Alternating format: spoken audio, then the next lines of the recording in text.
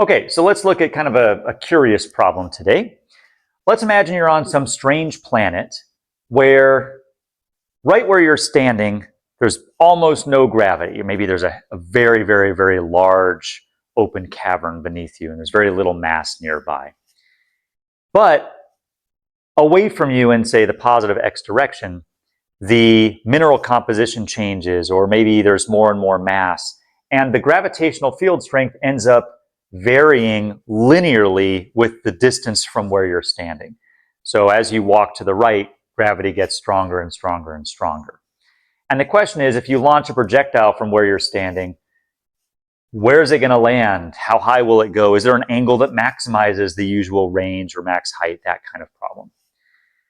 So we've done a problem kind of like this before, where we looked at these questions for a time-dependent gravitational field, where g depended on time linearly.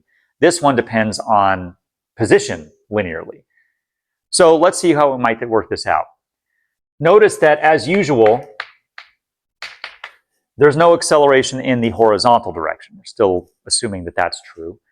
And if that's the case, then we should have our x dot be a constant. And that'll, of course, just be v naught cosine theta, because that's our initial velocity condition in the horizontal direction. And that means that one more integration gives us x of t. We're starting at the origin. So actually, x follows the same parametric form that we've been seeing in general. That doesn't is not affected by this variation in g.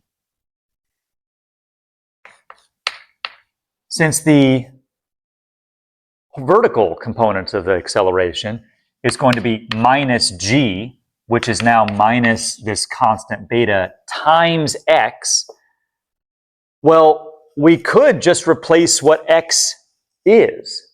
We just found what x will be at all locations along the trajectory of the projectile. So there's really no reason not to just sub that in directly. And now we see that this y double dot is actually minus some constant times t. And actually it reduces to the case we'd seen previously, where we had a linearly changing gravitational field with time. So these are actually the same problem. There is one difference, though. We did pick up this extra v naught cosine theta here, as opposed to just some generic constant. So the angle considerations will be a little bit different in this problem as far as maximizing range or that kind of thing. So as a reminder of how we did this, we can just integrate this 2 times to get our y components. So a single integral will just give us a starting velocity, and then minus 1/2 beta v naught cos theta t squared. And then doing one more integral, we're going to start at the origin, so y equals 0. We'll pick up a linear term on this piece, and then another integral here will give you a 6 beta v naught cosine theta t cubed. So now I can see that my function here is going to be linear in time for x, cubic in time for y. If I would like, I can actually eliminate time and write down a trajectory equation, which also turns out to be a cubic. So notice that from this, we have t is just x over v naught cos theta. So if I plug that in here, the v naught will cancel. I'll get sine over cosine. So I'll have x tan theta. As usual, that's what we usually pick up in our trajectory equations. And then this piece will be a little bit weird. So what do we have? A v naught here, but a v naught cubed make a v naught squared downstairs. There'll be a 6. I have a cosine here, but I'm going to have a cosine cubed, so this will be a cosine squared. And then I just have a beta and an x cubed. So we do have this cubic. I tried to draw something that kind of looked like a cubic. Notice it's not symmetric anymore. The peak has been shifted to the right a little bit, sort of squished in that direction, and then this goes down to minus infinity down there. Okay, so here's our trajectory. Again, it's a tiny bit different than before because of where the cosine thetas and v naughts are showing up. All right, so now let's ask some questions about this. For instance, what is the flight time? Okay, well, the flight time is looking back at this equation. Maybe I'll call this equation 1, this equation 2. Looking back at equation 1, if I set y equal to 0, I can find the time at which this thing hits the ground. I can factor out a t. Obviously, it starts at y equals 0 when t equals 0, so that's uninteresting. And the other piece will come from v naught sine theta minus beta v naught cosine theta t squared over 6 equals 0. And that tells me that my flight time is going to be what? The 6 will come over, the v naughts cancel. Sine over cosine will be a tangent, so it'll be the square root of 6 tan theta over beta. Okay, so that's our flight time. That's the time of flight. Notice it depends on the tangent of this angle theta, kind of interestingly. That shouldn't be too surprising. Or for example, if theta was 0, you hit the ground, fine. If theta is pi over 2, you're launching it straight up above an area where g equals 0.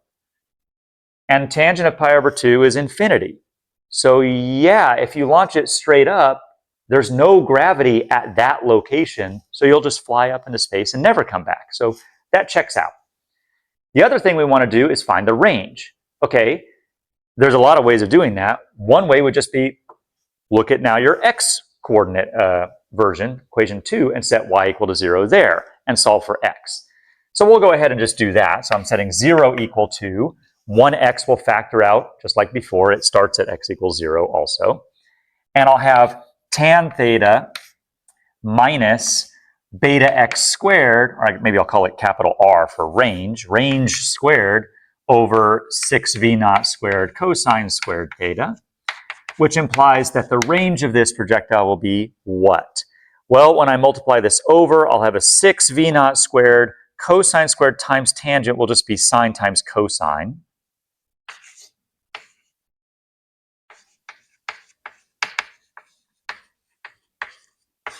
And then all over beta. This could probably be cleaned up a little bit. Maybe I'll pull out a v naught.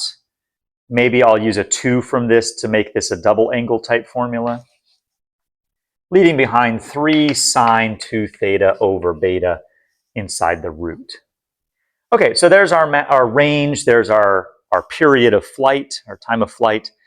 Let's collect some of these off to the side and let's see if we can maximize some of these things. Okay, so we have a couple of these results here. Maybe I'll leave it as a little homework exercise if you want to find the maximal height here. So I'm not going to do that right now, but it's pretty straightforward from the things we've already found. Let's see if we can maximize these two objects. Now, I already know to maximize t, fire it straight up. So that's actually not really that hard. The maximum there is just going to be firing directly up because then you get infinite time in the air. I'm more interested in when the range is maximized and what is that maximum range. So let's go ahead and take the theta derivative of this range formula.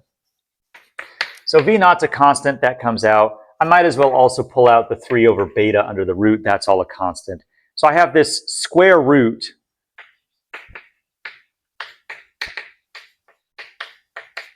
of sine 2 theta. Okay, well, we'll apply the chain rule.